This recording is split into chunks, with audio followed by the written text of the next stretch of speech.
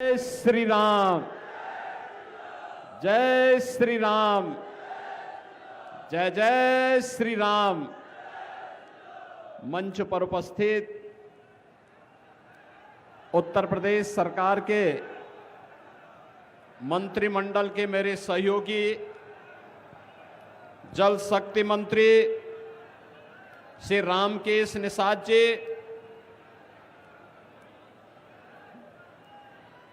राज्यसभा के माननीय सांसद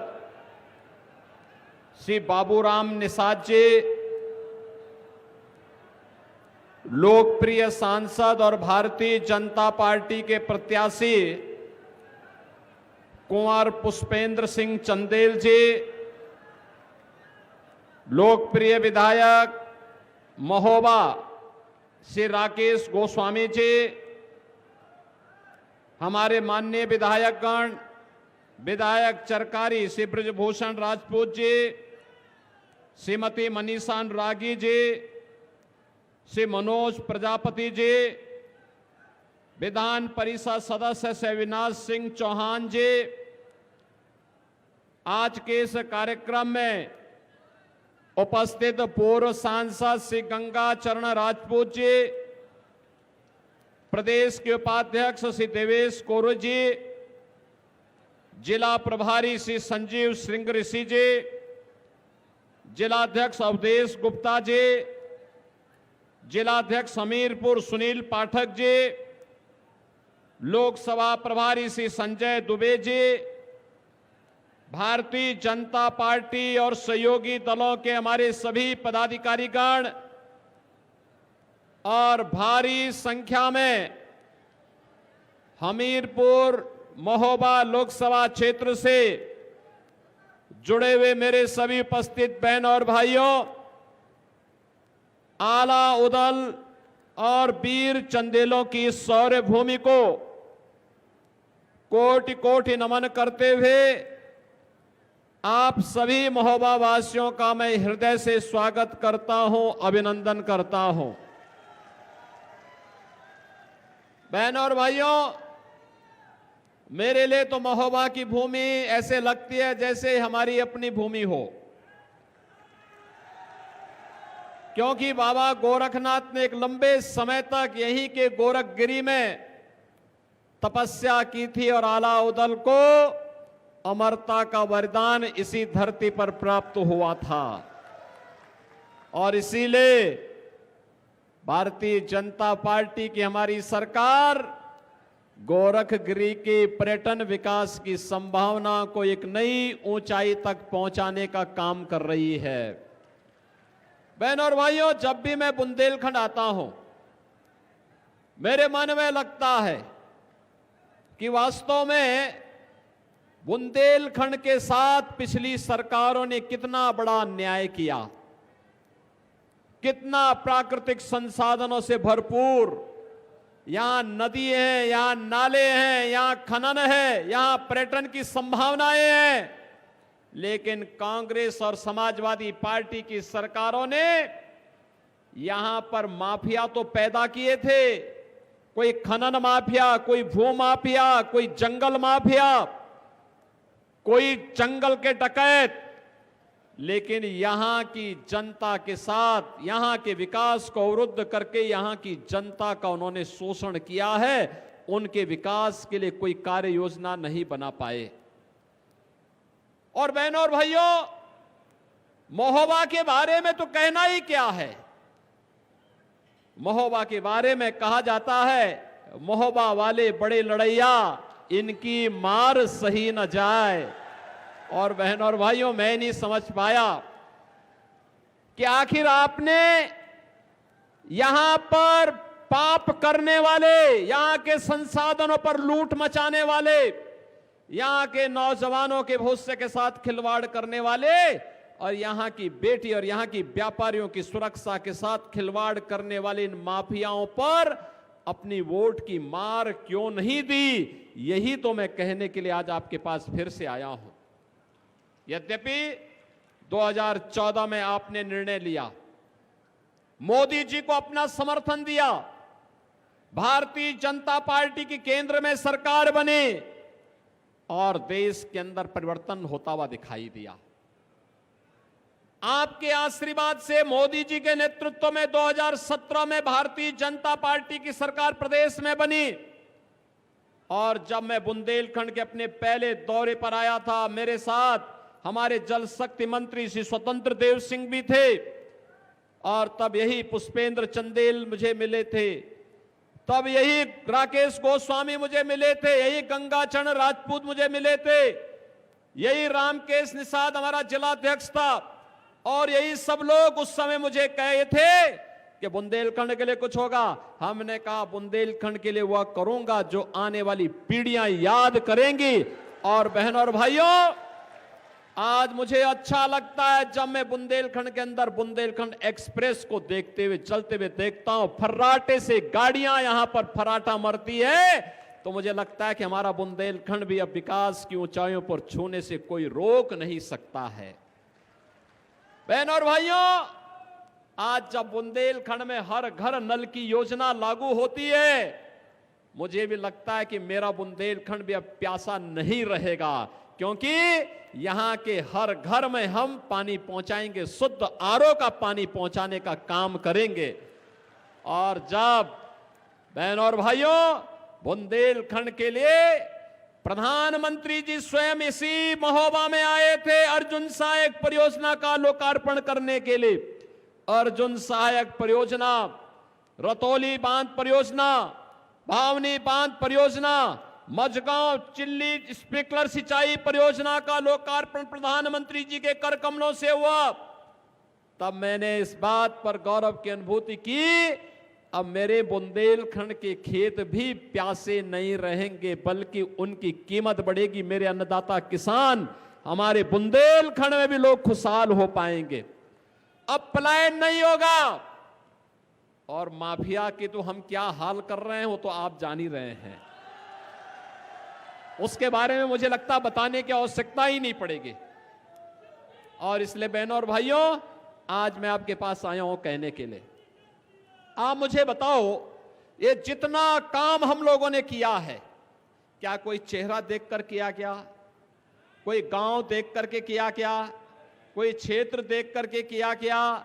अरे तो मोदी जी का मंत्र है सबका साथ और सबका विकास। और मोदी जी ने मुझे कहा था कि जब आप की मुख्यमंत्री बनने के बाद जब दौरा करेंगे, सबसे पहला दौरा बुंदेलखंड का थोड़ा करना, क्योंकि बुंदेलखंड की प्यास को भी दूर करना है और बुंदेलखंड के विकास में के बाधा को भी, बैरियर को हटा करके एक अभियान चलाना है। और बहनों और भाइयों, आज जब बुंदेलखंड में बनी हुई तोप गरजती है ना बॉर्डर पर, तो सबसे पहले पाकिस्तान वालों की पैंट भीगती है। सबसे पहले इनकी हालत खराब होती है। और इसीलिए जब चुनाव आ गए हैं, मोदी जी का विरोध दो ही लोग कर रहे हैं। कौन लोग हैं? एक जो रामद्रोही है, और दूसरा जो पाकिस्तान का समर्थक है, पाकिस्तान की बोली बोल रहा है। मोदी जी के समर्थन में वह हर व्यक्ति है जो राम भक्त है, जो राष्ट्र भक्त है, जो विकास का समर्थक है, जो गरीबों के उत्थान का समर्थक है, बेटी और व्यापारी की सुरक्षा का समर्थक है, वह हर व्यक्ति मोदी जी का समर्थन कर रहा है। और इसीलिए मोदी जी परसों यहां आ रहे हैं, हमीरपुर में, राठ में आएंगे, स्वामी ब्रह्मानंद जी की समाधि पर जाकर के पुष्पांजलि करेंगे और बुंदेलखंड वासियों को अपना संदेश भी देंगे यहीं इसी धरती से। बहनों और भाइयों, आप मुझे बताओ, 2017 के पहले क्या स्थिति थी? डकैतों का आतंक था, बड़े बड़े माफिया थे। आखिर सपा बसपा कांग्रेस ने तो केवल माफिया यहां दिए थे, अराजकता फैला रहे थे, लूट खसोट मचा रहे थे, सड़कों को बर्बाद कर रहे थे, नौजवानों के जीवन के साथ खिलवाड़ कर रहे थे, बेटी और व्यापारी की सुरक्षा खतरे में थी, विकास ठप पड़ा हुआ था। और आज डिफेंस कॉरिडोर बुंदेलखंड में एक नहीं दो नोट, झांसी से लेकर चित्रकूट तक पूरा डिफेंस कॉरिडोर बनाने की प्रक्रिया। हम लोग बुंदेलखंड को नोएडा की तर्ज पर विकसित करने के लिए हमने कार्रवाई प्रारंभ कर दी है। मैं बधाई देता हूं बुंदेलखंड वासियों को। अब हमारा बुंदेलखंड का नौजवान बुंदेलखंड से प्लान नहीं करेगा, एक बार हमें इस योजना को लागू करने दीजिए। मैं आपको आश्वासन देता हूं, बुंदेलखंड का नौजवान तो यहां नौकरी पाएगा ही पाएगा। बुंदवा नौकरी देने वाला हम उसको बना देंगे और दुनिया आपके पास नौकरी की भीख मांगने के लिए आएगी। बहनों और भाइयों, जब बुंदेलखंड के साथ हम बात करते हैं तो मैं इसीलिए आपसे कहने के लिए आया हूं। एक कांग्रेस ने, समाजवादी पार्टी ने, बहुजन समाजवादी पार्टी ने केवल लूट मचाई थी। यहां पर जो लूट देश के अंदर मचाई थी, जो बर्बादी ये लोग देश के अंदर लाए थे, वही ये लोग लेकर के आए हैं। और इसीलिए मैं आपसे कहने के लिए, चुनाव केवल चुनाव नहीं है हमारे लिए। मोदी जी ने 10 वर्ष के अंदर देश को बदल करके रखा है। इन 10 वर्षों के अंदर आपने देखा होगा दुनिया के अंदर भारत का सम्मान बढ़ा है, सीमाएं सुरक्षित हुई हैं, आतंकवाद और नक्सलवाद पर नकेल कसी गई, उसकी जो जड़ थी कश्मीर की धारा 370 समाप्त हुई और विकास के बड़े बड़े कार्य हुए। Highway, railway, expressway, IIT, IIM, 1 district 1 medical college, यहां पर भी हम लोग मेडिकल कॉलेज बनाने की प्रक्रिया को तेजी के साथ आगे बढ़ा रहे हैं। बहनों और भाइयों, चाहे वह IIIT का हो, NIT का हो, वर्ल्ड क्लास यूनिवर्सिटी का हो, हर घर नल की योजना का हो, या गरीबों को सुविधा देने का हो। आप सोचो, मैं पूछना चाहता हूं, इस समाजवादी पार्टी की सरकार के समय गरीब भूख से मरता था, आज 80 करोड़ गरीब फ्री में राशन की सुविधा का लाभ प्राप्त कर रहे हैं कि नहीं कर रहे हैं? 80 करोड़ लोग फ्री में राशन। और पाकिस्तान की आबादी कितनी है? 23 से 24 करोड़। मोदी जी ने 25 करोड़ लोगों को गरीबी से उभार करके खुशहाल जीवन जीने के लिए आगे बढ़ाया है। पिछले 10 वर्ष के अंदर पाकिस्तान की जितनी आबादी, उससे ज्यादा लोग हमारे यहां गरीबी से उभरे हैं। और पाकिस्तान के अंदर आप देख रहे होंगे, रोज आंदोलन चल रहे हैं, 1 किलो आटा के लिए मारपीट हो रही है। ये छीना झपटी पाकिस्तान के अंदर हो रही, जो ये पाकिस्तान का राग अलाप रहे हैं। इनसे बोलो कि अगर पाकिस्तान से इतना ही प्यार है तो हिंदुस्तान पे बोझा क्यों बने हो? जाओ ना पाकिस्तान में, वहां भी कटोरा लेके भीख मांगो। धमकी देते हैं कांग्रेस के लोग, इंडी गठबंधन के लोग धमकी देते हैं, कहते हैं पाकिस्तान के खिलाफ मत बोलो, उनके पास एटम बम है। तो हमने कहा भी देखो, उनके पास एटम बम है तो क्या हमारा एटम बम फ्रीज में रखने के लिए बना है क्या? अरे पाकिस्तान की इतनी भी आबादी नहीं जितनी आबादी यूपी की है। हमारा देश तो बहुत बड़ा है, पाकिस्तान क्या निपट पाएगा? और उसने जब भी दुस्साहस किया है, भारत के बहादुर जवानों ने उसको नेस्तनाबूद ही किया है। और उसमें हमारे बुंदेलखंड का नौजवान तो जब सीमा पर जाता है मातृभूमि के लिए लड़ने के लिए, तो उसकी मार से दुश्मन चारों खाने चित ही होता है। भारत हमेशा विजयश्री का वर्ण ही करता है। और इसलिए बहनों और भाइयों, आज मैं आपसे कहने के लिए आया हूं, आप सोचो 80 करोड़ लोगों को फ्री में राशन, 60 करोड़ लोगों को 5 लाख रुपए का आयुष्मान का कार्ड, कहीं भी जाइए उपचार कराइए। और उत्तर प्रदेश में तो हमने व्यवस्था की है कि अगर किसी का आयुष्मान कार्ड नहीं बन पाया है, अगर वह व्यक्ति कोई विधायक के माध्यम से, कोई सांसद के माध्यम से, कोई पूर्व विधायक, कोई पूर्व सांसद, कोई पदाधिकारी या पीड़ित भी मुझे लिख देता है कि मैं बीमार हूं, उपचार की व्यवस्था नहीं है, मैं कहता हूं एस्टीमेट भिजवा दीजिए, अपना आपके अकाउंट में सारा पैसा हम भेज देंगे, चिंता नहीं करनी है, क्योंकि सरकार आपकी है। बहनों और भाइयों, आज हम भी दे रहे हैं, हजारों करोड़ रुपए हम गरीबों को भेजते हैं उपचार के लिए, कोई चिंता नहीं, क्योंकि जनता जनार्दन की सरकार है। हमारी प्रतिबद्धता जनता के प्रति है और जनता की सेवा हम करेंगे। 12 करोड़ किसानों को किसान सम्मान निधि का लाभ। बहनों और भाइयों, 12 करोड़ किसान किसान सम्मान निधि का लाभ प्राप्त कर रहा है। 12 करोड़ घरों को एक एक शौचालय बना दिया गया है। 10 करोड़ घरों में उज्ज्वला योजना का कनेक्शन दिला दिया है। 4 करोड़ घर बन गए हैं। 4 करोड़ गरीबों के मकान बन गए हैं। और मोदी जी ने आश्वासन दिया है जितने बचे हैं अगले 5 वर्ष के अंदर उन सभी गरीबों के एक एक मकान बनेंगे। और मैं आपसे कहता हूं आप भी अभी से कार्रवाई शुरू कर दीजिए। कोई हर गरीब के पास एक एक सिर ढकने के लिए आवाज देंगे। बहनों और भाइयों, इन सब योजनाओं में क्या किसी के साथ भेदभाव हुआ है? क्या किसी की जाति मत और मजहब देखा गया? क्या सबका साथ और सबके विकास के भाव के साथ काम हुआ। एक तरफ ये लोग विकास और सम्मान और सुरक्षा में बाधक थे, कांग्रेस, सपा, बसपा तीनों, और दूसरी तरफ आपकी आस्था के साथ भी खिलवाड़ करते थे। आपने कांग्रेस और सपा के लोगों के बेशर्मी पूर्ण बयान देखे होंगे। समाजवादी पार्टी का महासचिव क्या कहता है? कहता है अयोध्या में राम मंदिर बेकार बना है। बोला ना? बोला है ना? क्या इनका बयान से समर्थन करेंगे? क्या इनके बयान का समर्थन करेंगे? कांग्रेस के एक नेता ने क्या कहा भारत के अंदर राम मंदिर का निर्माण नहीं होना चाहिए था। अरे राम मंदिर का निर्माण भारत में नहीं होगा तो क्या इटली में होगा क्या?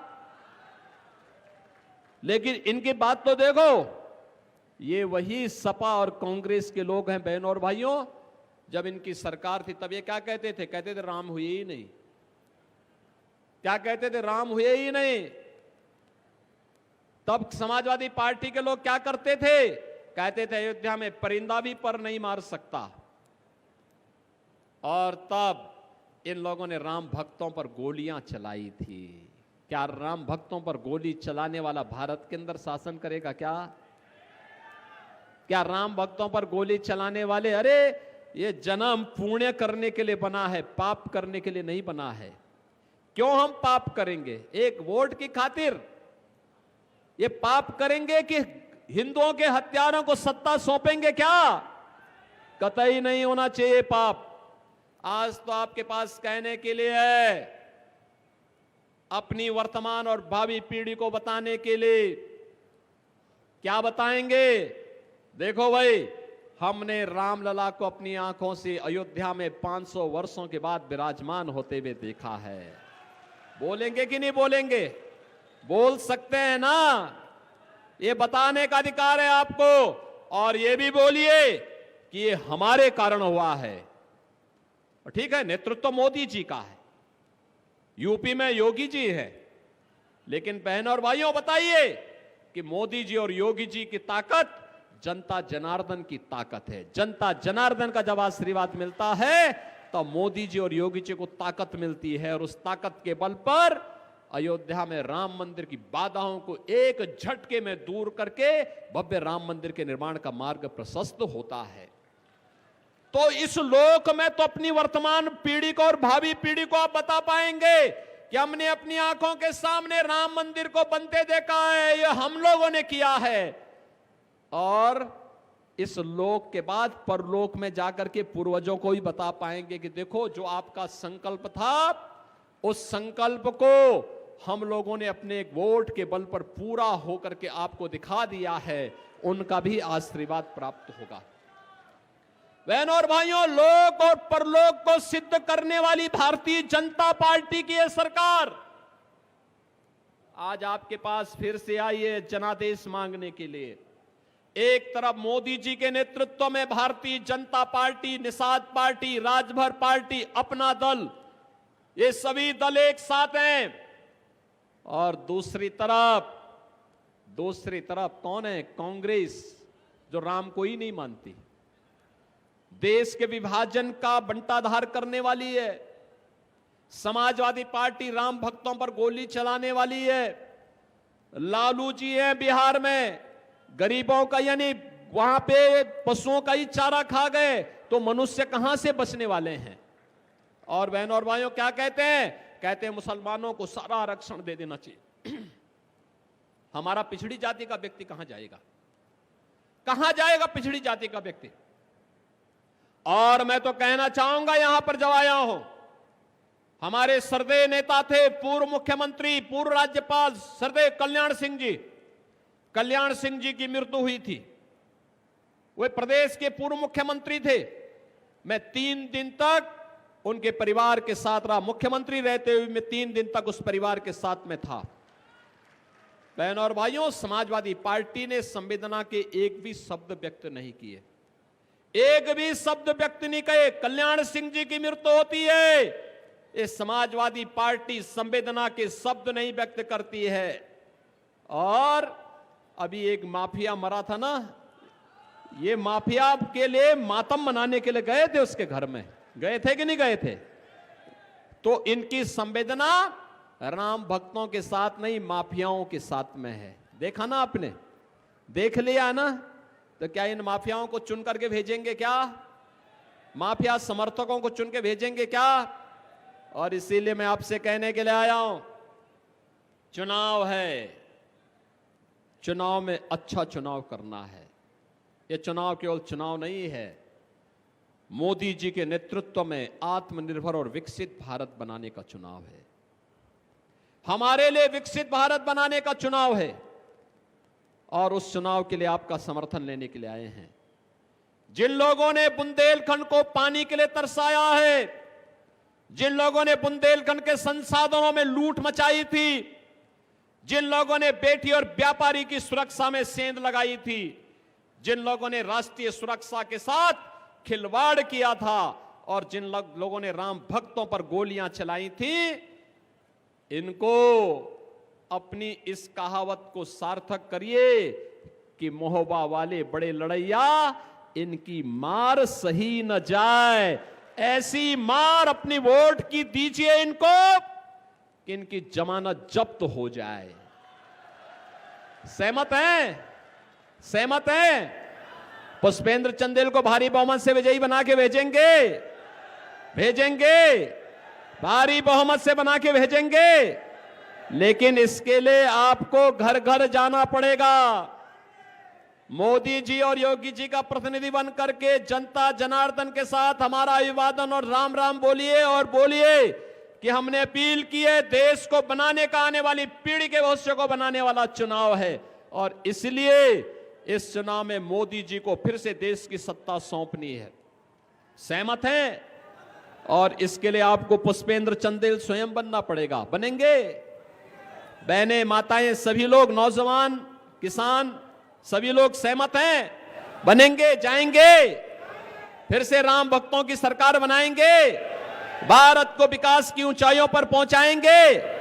तो फिर मेरे साथ बोलेंगे, भारत माता की, भारत माता की, भारत माता की जय श्री राम, जय जय श्री राम। तो हमीरपुर से सीएम योगी आदित्यनाथ को आप सुन रहे थे, जहां बीजेपी प्रत्याशी के लिए जन समर्थन जुटाते हुए सीएम योगी आदित्यनाथ नजर आए, और इस दौरान इंडिया गठबंधन के दलों पर जमकर बरसे हैं सीएम योगी आदित्यनाथ कि वो लोग माफियाओं के सगे हैं, लेकिन भारतीय जनता पार्टी लगातार विकास की बात करती है और वो लोग सिर्फ माफियाओं के लिए सोचते हैं। इस तरीके का आरोप भी सीएम योगी आदित्यनाथ